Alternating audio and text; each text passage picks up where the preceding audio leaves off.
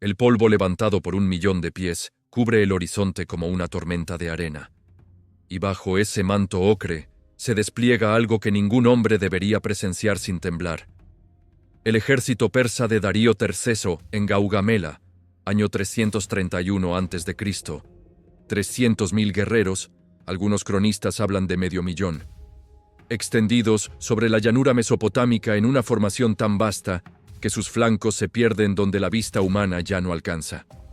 El sol de octubre golpea los hierros, y el reflejo de 200 carros de guerra equipados con guadañas laterales produce destellos que ciegan como espejos de muerte. El aire huele a sudor de caballo, a cuero engrasado, a miedo condensado en la garganta de miles de hombres que saben que hoy se decide el destino del mundo conocido. Y frente a esta monstruosidad militar, frente a esta concentración de poder que haría palidecer a cualquier general sensato, hay un muchacho macedonio de 25 años, rubio, de ojos distintos, uno azul, uno marrón, montado sobre bucéfalo, su semental negro, con apenas 47.000 hombres. Alejandro Magno no retrocede, no negocia, no duda. Observa el despliegue enemigo como un matemático estudia una ecuación, y en su cabeza ya está escribiéndose la solución a un problema que parece irresoluble: cómo destruir lo indestructible. Porque lo que sucederá en las próximas horas no es simplemente una batalla. Caballeros, es la demostración más brutal y elegante de que el genio militar puede convertir la superioridad numérica en irrelevancia absoluta, que la inteligencia bien aplicada vale más que 1.000 lanzas, y que a veces, solo a veces, un hombre puede alterar el curso de la historia con una decisión tomada en una fracción de segundo. Si quieres descubrir cómo se aniquila un imperio con la mente, antes que con la espada, quédate, suscríbete, porque esta historia te enseñará que las victorias imposibles no existen para quienes piensan más rápido que sus enemigos. Gaugamela no fue una batalla, fue una autopsia en tiempo real, una disección quirúrgica de un coloso que creía ser invencible. Imagina la formación persa, el centro ocupado por 30.000 inmortales, la guardia de élite del rey, con sus lanzas de 3 metros y sus armaduras escamadas que brillan como serpientes de bronce. A los flancos, la caballería bactriana, los jinetes más temidos de Asia, hombres que nacieron sobre caballos y que manejan el arco compuesto con precisión mortal mientras galopan a toda velocidad. Y adelante, como punta de lanza, esos 200 carros equipados con cuchillas giratorias diseñadas para cegar piernas, desgarrar vientres, convertir formaciones de infantería en carnicerías ambulantes. Darío había preparado el terreno durante semanas, nivelando la llanura, eliminando piedras, creando una pista perfecta para que sus carros rodaran sin obstáculos, una alfombra de muerte donde los macedonios serían triturados por puro peso y número. El plan persa era simple: envolver a Alejandro por ambos flancos con su caballería superior en número, mientras el centro lo fijaba y los carros desbarataban sus líneas. En teoría, infalible. En la práctica, Darío acababa de diseñar su propia tumba. Cuando Alejandro ordenó el avance, no lo hizo en línea recta hacia el centro enemigo, como cualquier comandante razonable habría hecho. No. El muchacho macedonio comenzó a moverse en diagonal, hacia la derecha, arrastrando toda su formación en un sesgo oblicuo que desconcertó a los persas. Darío, desde su carro dorado en el centro, observaba con creciente alarma cómo los macedonios se desplazaban lateralmente, saliendo del terreno nivelado que él había preparado, moviéndose hacia terreno irregular donde sus carros serían inútiles. El rey persa hizo exactamente lo que Alejandro esperaba. Extendió su línea hacia la derecha para mantener el envolvimiento, estirando su formación como quien estira masa de pan, y en ese estiramiento, caballeros, Darío firmó su sentencia. Porque cuando estiras una línea, creas huecos. Y Alejandro cazaba huecos como un halcón caza ratones. Los carros persas fueron lanzados primero rodando con estruendo ensordecedor, las guadañas girando. Pero los macedonios habían entrenado para esto. Las líneas se abrieron como cortinas, dejando pasar los carros entre los huecos, y los soldados que quedaban atrás, Los asaltaban desde los costados, matando a los conductores, degollando los caballos. En minutos, la arma definitiva de Darío se convirtió en chatarra rodante. Luego vino el golpe maestro. Alejandro vio el hueco que había aparecido en la línea persa, justo entre el centro y el flanco izquierdo, donde las unidades se habían separado al extenderse. Y sin dudarlo un segundo, lanzó su caballería de compañeros, los Getairoi, en una cuña de ataque directa, él mismo a la cabeza, bucéfalo espumeando, la zarisa de 5 metros apuntando como una lanza de relámpago. Penetraron la línea persa como un cuchillo atraviesa seda. Imagina el caos. 3000 jinetes macedonios, los mejores del mundo, abriéndose paso a través de la formación enemiga, matando, destrozando y dirigiéndose directamente hacia el carro dorado de Darío. El rey persa, al ver a Alejandro cabalgando hacia él con ojos de depredador, con la muerte escrita en cada metro que acortaba la distancia, hizo lo que todo hombre sensato habría hecho. Huyó, abandonó su carro, montó un caballo y galopó hacia el este como alma que lleva el diablo. Y cuando un rey huye, su ejército se desintegra. Los inmortales vieron a su monarca escapar, y el pánico se propagó como fuego en paja seca. La formación persa se desmoronó. La caballería bactriana dejó de presionar los flancos macedonios y buscó salvar sus propias vidas. Lo que siguió fue matanza pura. 50.000 persas muertos en el campo, otros tantos miles capturados. Y las arcas del imperio, la madre, las esposas y los hijos de Darío, cayeron en manos de Alejandro. El ejército más grande jamás reunido en la antigüedad fue destrozado en menos de 2 horas. Ahora dime, ¿debió Alejandro mostrar piedad con un imperio que se sostenía sobre la esclavitud de pueblos enteros? ¿O era este el castigo divino que merecía un sistema construido sobre la opresión? Comenta qué crees, ¿perdón o justicia brutal?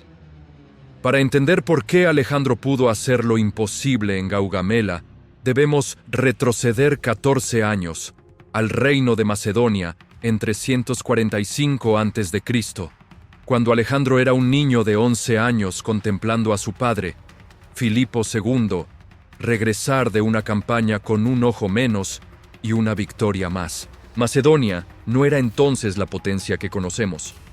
Era un reino semibárbaro en la periferia del mundo griego, despreciado por los atenienses refinados, considerado poco más que una colección de montañeses rudos que hablaban griego con acento atroz.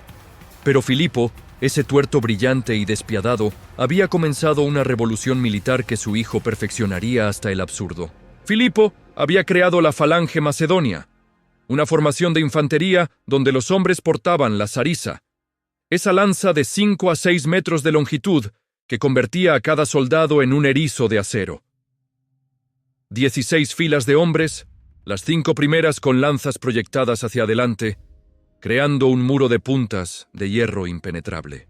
Pero la verdadera genialidad no estaba solo en la falange, sino en cómo Filipo la combinaba con caballería de élite, los compañeros, jinetes nobles entrenados desde la adolescencia para cargar en cuña, romper líneas enemigas y crear el caos. Alejandro creció observando, absorbiendo, entrenando bajo la tutela del mismísimo Aristóteles, quien le enseñó filosofía, sí, pero también geometría, táctica, el arte de leer terreno y enemigos como si fueran textos escritos.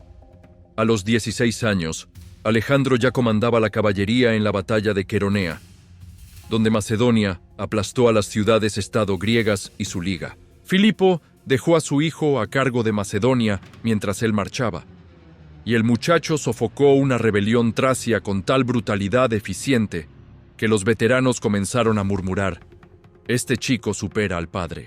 Cuando Filipo fue asesinado en 336, apuñalado por su propio guardaespaldas en una trama que algunos atribuyen a su esposa Olimpia, madre de Alejandro, el joven de 20 años heredó no solo un trono, sino un ejército letal y una obsesión: vengar las guerras médicas, conquistar Persia, demostrar que los griegos podían humillar al imperio que un siglo y medio antes había intentado someterlos.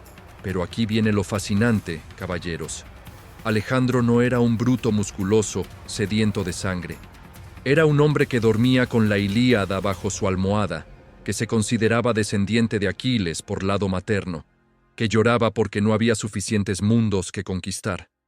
Combinaba una ambición patológica con una mente estratégica de precisión quirúrgica. Y cuando cruzó el Helesponto en 334 con 35.000 hombres para invadir Asia, lo hizo llevando no solo soldados, sino ingenieros, geógrafos, historiadores, porque este megalómano quería que su gloria quedara documentada para la eternidad. La primera prueba de fuego llegó rápido, caballeros.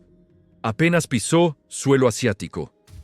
El río Gránico, 334 a.C., donde los sátrapas persas, los gobernadores locales, habían reunido 40.000 hombres para detener la invasión macedonia en su nacimiento. Los persas tenían ventaja. Posiciones defensivas en la orilla opuesta del río, caballería pesada lista para cargar contra cualquiera que intentara cruzar el agua, y la confianza de quien defiende su territorio. Un general sensato habría esperado, buscado un vado más favorable, explorado opciones. Alejandro vio el río y ordenó el ataque inmediato. Sus generales protestaron. El río es profundo, las orillas empinadas, nos masacrarán mientras subimos. Y Alejandro, con esa mezcla de arrogancia y genio que lo definía, respondió: sería vergonzoso que después de cruzar el Helesponto, este arroyo nos detenga. Así que lanzó su caballería directamente al agua, él mismo en la vanguardia, bucéfalo, hundiéndose hasta el pecho en la corriente, mientras las flechas persas caían como lluvia. Subió la orilla empinada bajo fuego enemigo. Recibió un hachazo en el casco que lo abolló, pero no lo detuvo. Y en combate, cuerpo a cuerpo, mató al yerno del rey persa de una lanzada en el rostro. La caballería macedonia siguió, aplastando la línea persa, y cuando la falange completó el cruce, la batalla ya estaba decidida. 1.000 macedonios muertos, 15.000 persas exterminados. Alejandro había demostrado algo crucial: la velocidad y la audacia vencen a la preparación defensiva. No dio tiempo a los persas de organizarse, de pensar, de reaccionar. Los golpeó cuando aún estaban procesando que alguien pudiera ser tan temerario. Después vino el asedio de Tiro, una ciudad-isla fortificada que había resistido a los babilonios durante 13 años. Alejandro la sitió durante 7 meses, construyendo un muelle artificial de piedra y madera para llevar sus torres de asedio hasta las murallas, una obra de ingeniería tan monumental que alteró permanentemente la geografía de la costa. Cuando finalmente rompió las defensas, ordenó la crucifixión de 2.000 hombres en edad militar y la venta como esclavos de 30.000 habitantes. Aquí, caballeros, vemos la otra cara de Alejandro, el genio estratégico que también era capaz de crueldad sistemática cuando se le desafiaba. No era un santo iluminado, era un conquistador que entendía que la brutalidad calculada enseña lecciones que las palabras no pueden. Después de Tiro, Egipto se rindió sin resistencia, y los sacerdotes lo proclamaron hijo de Amón-Ra, faraón, dios viviente. Alejandro aceptó la divinización con naturalidad pasmosa, porque en su cabeza él ya era algo más que humano, era el instrumento del destino manifestándose en la tierra. Pero toda esta cadena de victorias, todo este ímpetu imparable, no había roto verdaderamente el poder persa. Darío III, el gran rey, había estado observando, reuniendo fuerzas, y en 333 a.C. decidió enfrentar personalmente a este advenedizo macedonio en Isos, una llanura costera en el sur de la actual Turquía. Darío llegó con 100.000 hombres, una cifra que superaba 2-1 a los macedonios. El rey persa cometió su primer error estratégico. Eligió un campo de batalla estrecho, comprimido entre montañas y mar, donde su superioridad numérica se convertía en desventaja porque no podía desplegar toda su fuerza simultáneamente. Alejandro vio la trampa geográfica y la convirtió en oportunidad. Durante la batalla el patrón se repitió. Alejandro fijó el centro persa con su falange, mientras él lideraba la caballería de compañeros en un ataque oblicuo contra el punto débil de la línea enemiga, penetrando, destrozando y cabalgando directamente hacia el carro de Darío. El gran rey, vestido con púrpura imperial, rodeado de sus inmortales, vio venir la muerte montada en un caballo negro. Sus guardias cayeron bajo las zarizas macedonias, el carro quedó aislado. Y Darío, el señor de 20 naciones, el rey de reyes, hizo lo impensable. Abandonó su carro, su armadura ceremonial, su arco sagrado, montó un caballo y huyó despavorido hacia el interior de Anatolia. Dejó atrás a su madre, a su esposa, a sus hijas, todo el tesoro de campaña, su dignidad real. Alejandro capturó a la familia real persa y las trató con respeto exquisito, alojándolas en tiendas lujosas, garantizando su seguridad, pero el mensaje estaba claro. Darío era un cobarde que abandonaba a los suyos. Darío envió cartas ofreciendo paz, mitad del imperio, su hija en matrimonio, una fortuna en oro. Parmenion, el viejo general de Filipo, aconsejó: «Yo aceptaría si fuera Alejandro». Y el joven respondió con frialdad cortante: «Yo también lo haría si fuera Parmenión». Rechazó todo, no quería parte del imperio persa, lo quería entero y no compartiría gloria con nadie. Esta respuesta, caballeros, revela la psicología del conquistador absoluto. No busca ventaja práctica, busca validación total, reconocimiento de superioridad absoluta.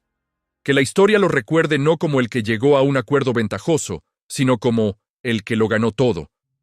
Y así, después de Isos, Alejandro marchó hacia el corazón de Persia, conquistando ciudades, acumulando botín, pero sabiendo que mientras Darío viviera, mientras el gran rey pudiera reunir otro ejército, la conquista estaría incompleta. Y Darío reunió ese ejército, el más grande que Asia había visto jamás, concentrándolo en Gaugamela, preparando el terreno, convocando a todas las satrapías desde Bactriana hasta Egipto, reuniendo 500.000 de hombres según las fuentes antiguas, probablemente 300.000 en realidad, pero aún así una cifra monstruosa, para enfrentar a los 47.000 macedonios en una batalla que decidiría el destino del mundo conocido. La noche antes de Gaugamela, mientras el ejército persa acampaba en la llanura iluminada por miles de fogatas que parecían estrellas caídas en la tierra, Alejandro subió a una colina con su plana mayor para observar. Parmenion, el veterano cauteloso, sugirió un ataque nocturno. «Sorprendámoslos mientras duermen, destruyamos su moral antes de que amanezca». Alejandro lo miró con desdén, apenas velado, y dijo algo que los historiadores registraron y que define perfectamente su mentalidad: «No robaré mi victoria». No quería que nadie, jamás, pudiera decir que había ganado por suerte, por sorpresa, por ventaja circunstancial. Quería destruir a Darío en batalla abierta, en igualdad de condiciones tácticas, para que quedara claro que la victoria se debía a su genio, no a trucos nocturnos. Esa noche, mientras sus soldados dormían intranquilos, Alejandro estudió el terreno, la disposición enemiga, los ángulos de ataque, como un gran maestro de ajedrez, visualizando 20 movimientos adelante. Identificó que Darío había nivelado el terreno central, pero los flancos aún tenían irregularidades. Comprendió que los persas esperaban un choque frontal y que cualquier movimiento inesperado los descolocaría. Y sobre todo, reconoció que Darío, después de huir 2 veces, era psicológicamente vulnerable. El gran rey pelearía con el miedo del cobarde descubierto, no con la confianza del guerrero. Alejandro también sabía algo que los persas ignoraban: su falange no era solo defensiva. Los macedonios habían entrenado formaciones oblicuas, movimientos laterales coordinados, capacidad de reforzar puntos débiles instantáneamente mediante rotaciones de unidades. No eran una masa rígida, eran un organismo adaptable, y la caballería de compañeros, esos 3.000 jinetes de élite, no eran simples carga de choque. Eran bisturí quirúrgico, entrenados para penetrar exactamente donde Alejandro señalara, seguirlo hasta las puertas del infierno si era necesario. Cuando amaneció el 1 de octubre de 331, el ejército macedonio se formó. Falange en el centro, caballería pesada en el flanco derecho bajo el mando directo de Alejandro, caballería tesalia más ligera en el izquierdo bajo Parmenion, y 2 líneas de reserva detrás, algo inusual, porque Alejandro anticipaba que los persas intentarían envolver sus flancos y necesitaría tropas para responder. Los persas formaron su monstruosidad, centro reforzado, flancos extendidos casi hasta el horizonte, carros de guerra adelante, elefantes de guerra en sectores específicos, aunque las fuentes discrepan sobre su uso efectivo en esta batalla, y Darío en su carro dorado en el centro absoluto, rodeado de sus mejores tropas. El rey persa quería estar visible, dar ejemplo de valentía, pero lo único que logró fue convertirse en blanco perfecto. Cuando Alejandro ordenó el movimiento oblicuo hacia la derecha, arrastrando toda su línea en diagonal, los comandantes persas entraron en pánico operacional.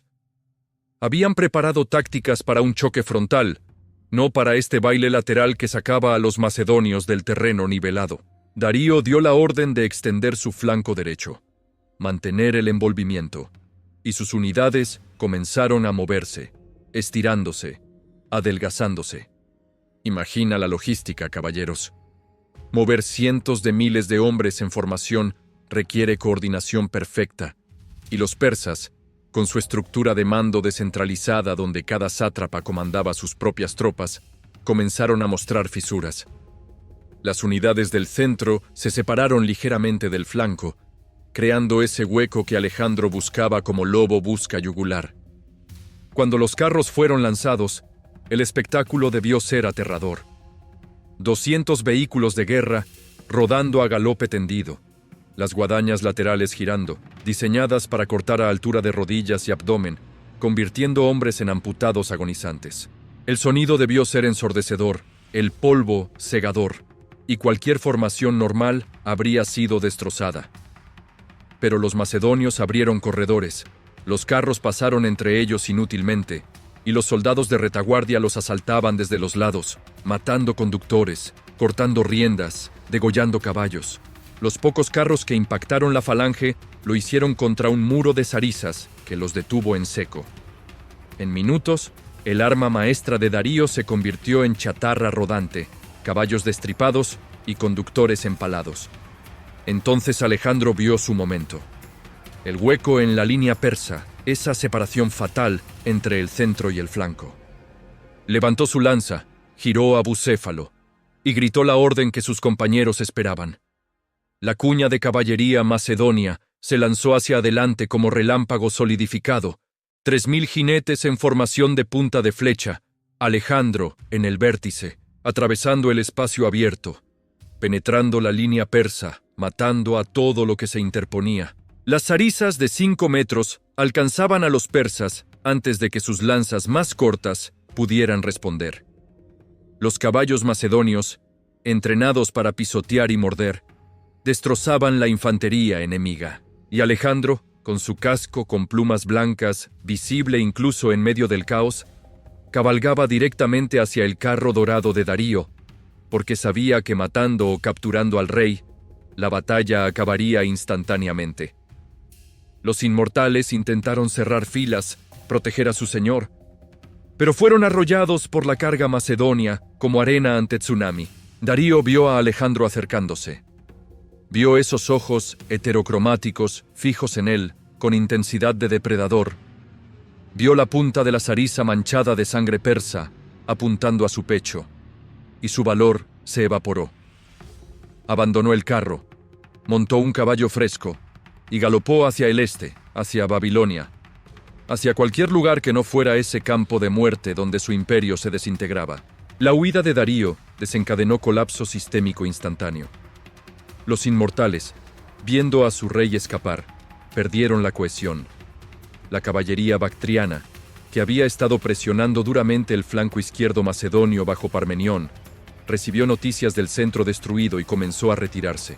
Parmenión envió mensajeros urgentes a Alejandro pidiendo refuerzos porque su flanco estaba siendo envuelto. Pero Alejandro, en el frenesí de perseguir a Darío, ignoró las súplicas y siguió cabalgando hacia el este, matando persas en retirada, convirtiendo la batalla en cacería. Solo cuando quedó claro que Darío se había esfumado en el polvo y el caos, Alejandro giró hacia el sur para aliviar a Parmenión, pero para entonces la batalla ya estaba decidida. El campo de Gaugamela quedó cubierto de cadáveres persas, estimados en 50.000 según fuentes antiguas. Los macedonios perdieron menos de 500 hombres. Las cifras varían. Algunas fuentes dicen 1000, pero incluso eso es desproporción grotesca. Las arcas imperiales persas cayeron intactas, conteniendo una fortuna que hoy equivaldría a miles de millones de dólares. La madre de Darío, Sisigambis, que Alejandro había tratado con respeto después de Isos, se negó a reconocer a su hijo como rey después de esta tercera huida, adoptando simbólicamente a Alejandro como hijo verdadero. El mensaje era devastador. Hasta su propia madre lo consideraba cobarde e indigno. Alejandro marchó hacia Babilonia, que se rindió sin resistencia, abriendo sus puertas al conquistador, y luego a Susa, donde capturó el tesoro imperial central, una cantidad obscena de oro y plata acumulada durante 2 siglos de tributos. Después, Persépolis, la capital ceremonial persa, que Alejandro permitió saquear a sus tropas durante días antes de quemar el palacio real. Algunos dicen que borracho en un banquete, otros que como venganza simbólica por la quema de Atenas durante las guerras médicas. Darío huyó hacia el este, hacia las satrapías más remotas, intentando reunir otro ejército, pero su autoridad era humo. Los sátrapas orientales, viendo que el gran rey no podía protegerlos ni protegerse a sí mismo, comenzaron a calcular sus opciones de supervivencia. Y en 330 a.C., mientras huía hacia Bactriana, Darío fue traicionado por sus propios generales, Besos y Nabarzanes, quienes lo apuñalaron repetidamente y lo dejaron moribundo en un camino polvoriento. Cuando Alejandro llegó, encontró al gran rey agonizante. Según la leyenda, Darío pidió agua, Alejandro se la dio, y el persa murmuró agradecimientos antes de expirar. Alejandro cubrió el cadáver con su propia capa, ordenó funerales reales en Persépolis, y declaró que Besos y sus cómplices serían cazados como asesinos regicidas. No porque amara a Darío, sino porque Alejandro ahora se consideraba el legítimo sucesor del imperio persa, y un sucesor debe vengar a su predecesor, aunque ese predecesor fuera su enemigo mortal. Aquí debemos pausar y analizar, caballeros, qué permitió este triunfo imposible. No fue suerte, no fue solo valentía, fue la convergencia de 5 elementos que Alejandro orquestó con maestría casi sobrenatural. Primero, la innovación táctica. La combinación de falange fija como yunque y caballería pesada como martillo, coordinadas con precisión de relojería, era algo que el mundo antiguo no había visto a esa escala. Los persas peleaban con tácticas que funcionaban contra enemigos orientales, pero los macedonios habían desarrollado un sistema militar que integraba infantería, caballería, ingeniería de asedio y logística en un todo coherente. Segundo, el entrenamiento. Los soldados macedonios eran profesionales que habían marchado miles de kilómetros, peleado docenas de batallas, y confiaban absolutamente en su rey y en sus camaradas. No eran levas campesinas reclutadas a la fuerza como muchas tropas persas, sino guerreros que elegían estar allí, motivados por botín, gloria y lealtad personal a Alejandro. Tercero, la velocidad de decisión. Mientras Darío consultaba con sus sátrapas y generales, formando consensos, Alejandro decidía instantáneamente y actuaba. La velocidad de ciclo de decisión, observar, orientarse, decidir, actuar, era órdenes de magnitud más rápida en el lado macedonio. Cuarto, la psicología. Alejandro entendía que quebrar la moral enemiga era más efectivo que matar soldados. Al dirigirse directamente al rey persa, al convertir cada batalla en un duelo personal visible, creaba pánico institucional cuando Darío huía. Y quinto, el genio individual. Alejandro no era un producto de su sistema, era un talento generacional que habría sido brillante en cualquier época. Veía patrones donde otros veían caos, oportunidades donde otros veían riesgos, y tenía el carisma para hacer que hombres lo siguieran a muerte cierta sin vacilar. Pero debemos también reconocer las debilidades persas. Un imperio construido sobre tributos y satrapías semi-independientes no genera lealtad férrea. Cuando el centro de poder, el gran rey, se demostró débil, todo el sistema se desmoronó porque no había cohesión ideológica, solo interés económico. Los persas habían conquistado un imperio demasiado vasto para administrarlo eficientemente con la tecnología de comunicaciones de la época. Las órdenes tardaban semanas en llegar de Persépolis a las satrapías distantes, mientras que Alejandro estaba presente personalmente en cada batalla, tomando decisiones en tiempo real. Y Darío, aunque no era tonto ni incompetente en administración, no era un líder militar carismático. Había heredado el trono, no lo había conquistado, y se notaba en momentos de crisis. Después de Gaugamela, el mundo antiguo cambió para siempre, pero no inmediatamente y no de la forma que uno esperaría. Alejandro no destruyó el imperio persa, lo absorbió, lo adoptó, se convirtió en él. Comenzó a vestir ropas persas, adoptó ceremonias de prosternación que escandalizaban a sus macedonios. Se casó con mujeres persas de la nobleza, Roxana Estatira, y promovió una política de fusión cultural que llamó la Hermandad de la Humanidad, donde griegos y persas gobernarían juntos el imperio conquistado. Sus viejos generales macedonios, los hombres que habían peleado desde el Gránico, comenzaron a murmurar que su rey se había vuelto oriental, que había traicionado los valores helénicos. Alejandro respondió con purgas. Filotas, hijo de Parmenion, fue ejecutado por traición, y luego el propio Parmenion, el viejo león que había servido a Filipo y guiado a Alejandro en sus primeras campañas, fue asesinado por sicarios en Ecbatana por órdenes del rey. El mensaje era brutal. Nadie, por veterano o leal que fuera, podía cuestionar a Alejandro. La paranoia y la megalomania comenzaron a consumirlo. Mató a Clito el Negro, uno de sus compañeros más cercanos que le había salvado la vida en Gránico, durante una borrachera donde Clito criticó el orientalismo de Alejandro. El rey lo atravesó con una lanza en un impulso de rabia, y luego lloró durante 3 días, encerrado en su tienda. Consciente de que había matado a un amigo por orgullo herido, continuó conquistando hacia el este, cruzando el Hindu Kush hacia Bactriana y Sogdiana, persiguiendo a Besos hasta capturarlo y ejecutarlo con crueldad calculada. Le cortó nariz y orejas antes de enviarlo a Persépolis para ser descuartizado públicamente.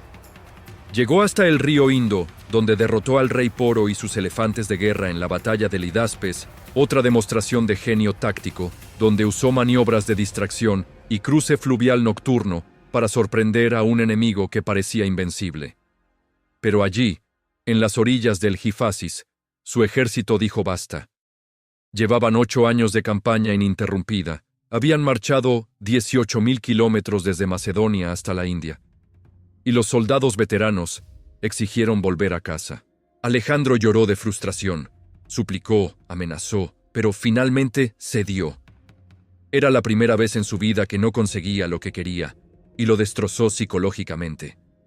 El regreso fue pesadilla. Cruzó el desierto de Gedrosia donde murieron miles de soldados por sed y calor. Perdió a Hefestión, su amante y amigo más íntimo, cuya muerte lo sumió en duelo patológico donde ordenó ejecutar al médico que no pudo salvarlo y sacrificó tribus enteras como ofrenda fúnebre. Cuando llegó a Babilonia, en 323 a.C., Alejandro Magno tenía 32 años y estaba física y mentalmente roto. Las heridas acumuladas de docenas de batallas, el alcoholismo creciente, la paranoia terminal, la fiebre de los pantanos, probablemente malaria, todo convergió. En junio de ese año, después de días de fiebre alta y agonía, Alejandro murió sin dejar un heredero claro. Sus últimas palabras, según algunos, fueron «al más fuerte», cuando le preguntaron a quién dejaba el imperio. Otros dicen que simplemente dejó de hablar y expiró. Su imperio, construido en 13 años de conquista frenética, se desintegró inmediatamente en las guerras de los Diádocos, donde sus generales se masacraron entre sí durante décadas peleando por los fragmentos del coloso. Pero su legado perduró. Había helenizado Asia, fundado ciudades que llevan su nombre hasta hoy, difundido la cultura griega desde Egipto hasta India y demostrado que un solo hombre con visión y genio podía alterar el destino de continentes enteros. Entonces, caballeros, ¿qué nos enseña Gaugamela a través de los siglos? ¿Qué lección permanece relevante 23 siglos después de que el polvo se asentara sobre ese campo ensangrentado en Mesopotamia? Primero, que los números no garantizan victoria. Medio millón de hombres mal coordinados valen menos que 50.000 perfectamente sincronizados. El ejército persa era una confederación de satrapías con lealtades divididas, idiomas diferentes, tácticas incompatibles, mientras que los macedonios eran una máquina integrada donde cada parte funcionaba en armonía con las demás. En los negocios modernos, en la política, en cualquier conflicto humano, vemos repetirse este patrón. Organizaciones enormes y burocráticas derrotadas por equipos pequeños, ágiles y cohesionados. Segundo, que la velocidad de decisión es ventaja estratégica fundamental. Mientras tu enemigo delibera, tú actúas, y cuando finalmente decide, el campo de batalla ya cambió. Alejandro tomaba riesgos calculados instantáneamente, mientras Darío consultaba y dudaba. En una era donde la información fluye en milisegundos, esta lección es más relevante que nunca. Tercero, que el liderazgo personal importa desproporcionadamente. Alejandro peleaba en primera línea. Sus soldados lo veían arriesgar su vida junto a ellos, y eso generaba lealtad fanática. Darío comandaba desde la retaguardia y huía cuando las cosas se ponían feas. Y eso generaba desprecio incluso entre sus propias tropas. La gente sigue a quien respeta, no a quien simplemente ocupa una posición de autoridad. Cuarto, que la innovación táctica vence a la tradición. Los persas peleaban como siempre habían peleado, confiando en números y caballería pesada, mientras Alejandro había desarrollado un sistema integrado que explotaba debilidades que los persas ni siquiera sabían que tenían. Cuando tu enemigo te ataca con un manual de juego que no reconoces, todas tus preparaciones se vuelven irrelevantes. Y quinto, la lección más oscura, que el genio militar y la monstruosidad moral pueden coexistir perfectamente en la misma persona. Alejandro era brillante, carismático, visionario, y también era un asesino de masas que crucificaba poblaciones enteras, que quemaba ciudades, que ejecutaba amigos en arrebatos de paranoia. La historia lo llama Magno, no porque fuera bueno, sino porque fue grandioso. Y grandeza no implica bondad. Gaugamela nos muestra que la excelencia en un dominio, guerra, arte, ciencia, no santifica al ejecutor, y que debemos separar la admiración por el logro técnico del juicio moral sobre el hombre. Alejandro murió joven sin cumplir 33 años, habiendo conquistado el mundo conocido, pero incapaz de conquistarse a sí mismo, consumido por las mismas pasiones que lo hicieron grande. Ambición sin límites, sed de gloria eterna negativa absoluta, a aceptar que hay cosas que incluso un genio no puede lograr. Su tumba, ubicada en Alejandría según tradición, pero jamás encontrada, simboliza perfectamente su legado. Omnipresente en su influencia, esquivo en su sustancia, una sombra gigantesca proyectada sobre toda la historia occidental. Cada vez que un militar estudia táctica, cada vez que alguien sueña con logros imposibles, cada vez que la humanidad debate si la grandeza justifica la crueldad, Alejandro está presente cabalgando bucéfalo a través de los siglos, recordándonos que un hombre armado de inteligencia, valor y ambición ilimitada puede literalmente cambiar el mundo para bien o para mal, y Gaugamela permanece como el ejemplo perfecto. El día que el genio humano individual derrotó a la inevitabilidad numérica, que la audacia venció a la prudencia, que 47.000 macedonios aniquilaron 500.000 de persas, porque su líder vio lo que nadie más podía ver y actuó cuando nadie más se atrevía. Esa es la lección final, caballeros. Que lo imposible solo es imposible hasta que alguien lo hace. Y entonces se convierte en modelo que define todas las imposibilidades futuras.